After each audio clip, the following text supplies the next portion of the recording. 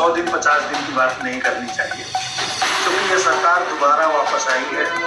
इसके हम लोगों को बजट पास किए हुए कई महीने हो गया, लेकिन आज तक 1 रुपया का बजट पूरे मध्य प्रदेश के किसी मुख्यालय उत्तर प्रदेश की सरकार नहीं दे सकी। प्रदेश की सरकार इस बंदरबांट में लगी हुई है। यही नहीं तय हो पा रहा लखनऊ में बैठ करके कि किस मंत्री को कितना पैसा दिया जाए और किसका कितना कोटा है और किसका कितना जेब भरना है। पहले उनका तय हो जाए कि जेब कैसे भरा जाए, उसके बाद लोगों को हम जनता की महंगाई की बात करते थे, रोजगार की बात करते थे कि हर घर में एक आदमी को रोजगार देने की बात करते हैं। लेकिन ये हम लोगों ने महसूस किया कि जिन घरों में रोजगार था उन घरों से रोजगार वापस हो गया। घरों में रोजगार जाने को बहुत दूर है। वर्तमान सरकार पूरी तरह से ये सरकार भी पब्लिक ने नहीं बनाया, ये सरकार आयोग ने बनाया, इस सरकार को सरकार के कुछ चुनिंदे अधिकारियों ने बनाया। इसलिए उत्तर प्रदेश की जनता अपने को नहीं महसूस करती है और 2024 में इसका परिणाम आपको दिखाई पड़ता है।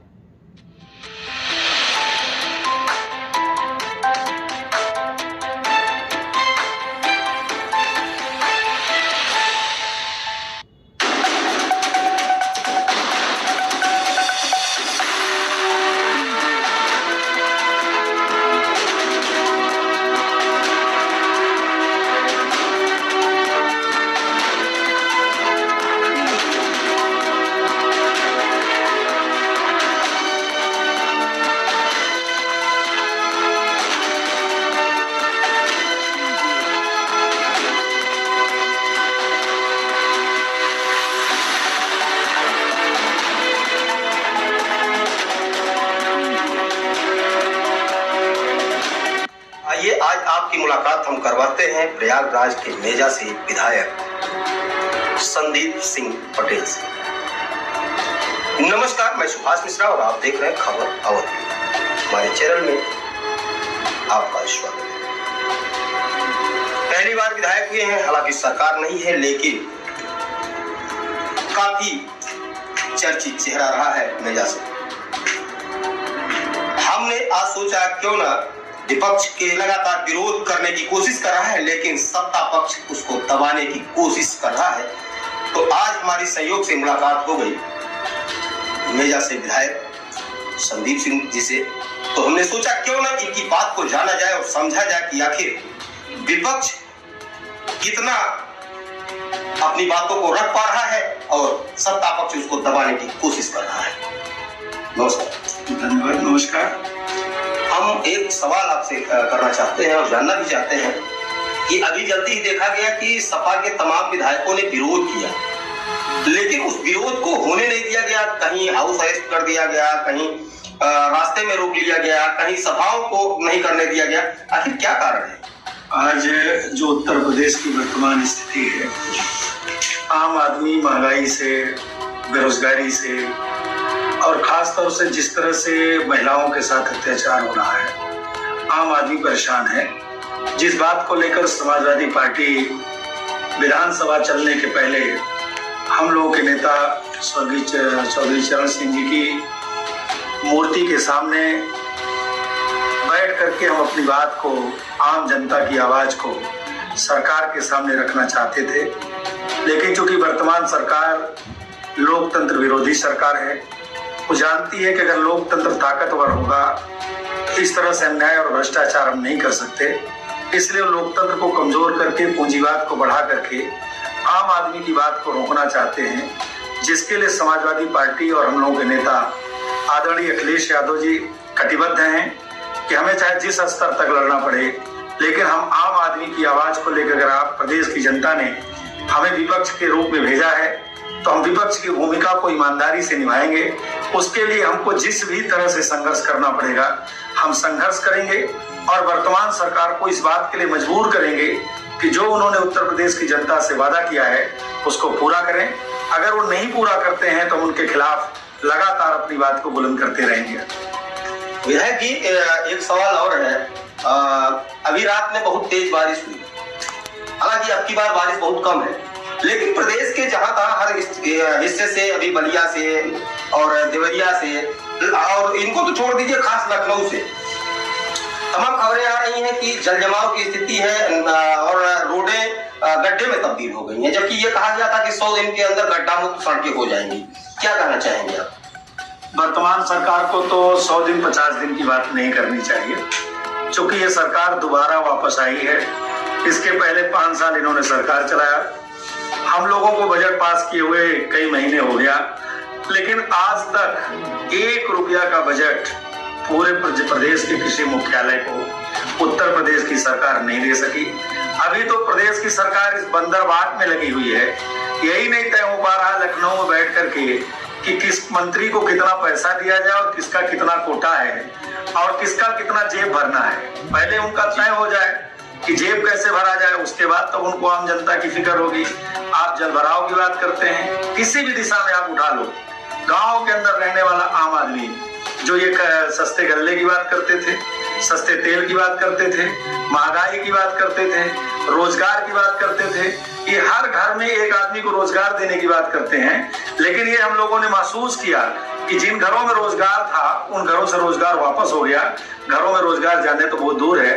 वर्तमान सरकार पूरी तरह से फेल है। इसको इसलिए समीक्षा करने का समय नहीं मिलना चाहिए कि ये पुरानी 5 साल की सरकार है। ये तो किसी तरह से समय पास करने में लगे हुए हैं, न इनके पास कोई मुद्दा है, न इनके पास विकास की कोई योजना है।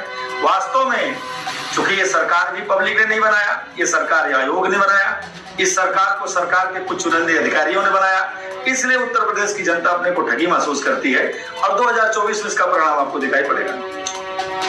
अभी जल्दी की घटना है, 2-3 दिन की घटना है। लखीमपुर में 2 बहनों को मारकर पेड़ से लटका दिया गया, हत्या की गई। एक विशेष वर्ग को इसमें देखा गया कि वो साथ में था और एक दलित व्यक्ति था। सपा इस पे क्या कहना चाहती है? क्या बहन बेटियों की इज्जत अब सुरक्षित है प्रदेश में या नहीं, जबकि सरकार ये कहती है कि बहन बेटियों की इज्जत हमारे लिए सड़कों पर है। हमारे नेता आदरणीय अखिलेश यादव जी लगातार प्रदेश की इस तरह की घटनाओं पर निगाह रखते हैं और मैं जहां तक समझता हूं कि सबसे पहले वो इन तमाम घटनाओं को फेसबुक, अपने ट्विटर के माध्यम से, टेलीफोनिक माध्यम से प्रदेश के अधिकारियों सहित समस्त जिम्मेदार लोगों को इस बात से अवगत कराते हैं। समाजवादी पार्टी लगातार बहन बेटियों की सुरक्षा की बात करती है। आपको मैं याद भी दिलाना चाहता हूँ कि उत्तर प्रदेश में जब हमारी सरकार थी, हम लोग के नेता आदरणीय डिम्पल यादव सांसद जी ने ऐसी योजना चलाई थी, इस तरह की योजनाएं चलाई गई थी कि बहन बेटियां अपने आप को बहुत सुरक्षित महसूस कर रही थी। लेकिन जैसे ही वर्तमान सरकार आई, उन तमाम चीजों को खत्म कर दिया और केवल कहीं रोमियो स्कॉट बना करके, कहीं कुछ बना करके केवल आम जनता को भ्रमित करते हैं। इनके पास कोई ऐसी योजना नहीं है जिससे गांव का गरीब, किसान, नौजवान, बहन, बेटी, माताएं कोई भी सुरक्षित हो। ये सबको अगर किसी पर विश्वास है तो आदरणीय अखिलेश यादव पर, और सब उन्हीं का रास्ता देख रहे हैं कि वो आएंगे तभी इस प्रदेश का विकास हो सकता है। मतलब आप ये कहना चाहते हैं कि भाजपा टोटल आडंबर कर रही है? आप भी देख रहे हैं लगातार आज देश की सरकार को बने लगभग 7-8 साल हो गए, 5 साल उत्तर प्रदेश की सरकार हो गई, एक भी काम कही हुई बात पर एक जगह आज उत्तर प्रदेश के अंदर विकास बिजली का वो हाल है जो कई साल पहले ना बिजली बन पा रही है। 24 घंटे की जगह जो शहरों में कटौती नहीं होती थी, आज शहरों में बिजली नहीं है, बाजारों में बिजली नहीं है, गांव में तो कभी रहती ही नहीं है।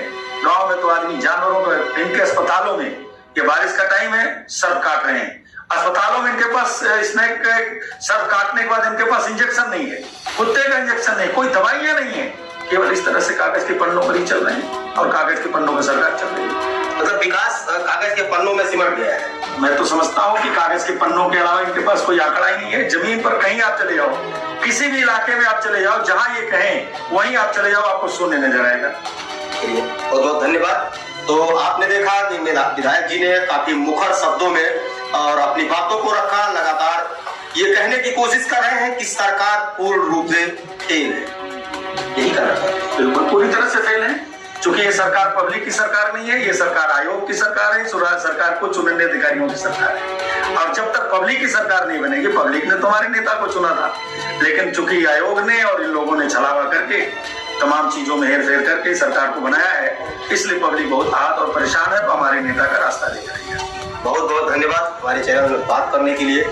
तो आपने देखा मेजा से विधायक माननीय संदीप सिंह पटेल जी हमारे साथ थे। इन्होंने प्रदेश की तमाम समस्याओं को लगातार उजागर करने का काम किया है और बताने का काम किया है कि मौजूदा सरकार आखिर कर क्या रही है और करना क्या चाहिए सरकार।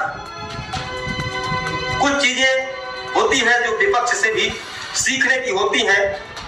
इसके पहले देखा गया कि अटल जी जब विपक्ष में हुआ करते थे तो उनसे भी सत्ता पक्ष कुछ सीखने की कोशिश करता था। अगर उनकी बातें सही होती थी तो उसे भी मानता था। तो ऐसी तमाम खबरों को हम लेके आते रहते हैं और आएंगे, आपसे रूबरू होते रहेंगे। कैमरा पर्सन संतोष के साथ मैं सुभाष मिश्रा, लखनऊ। धन्यवाद।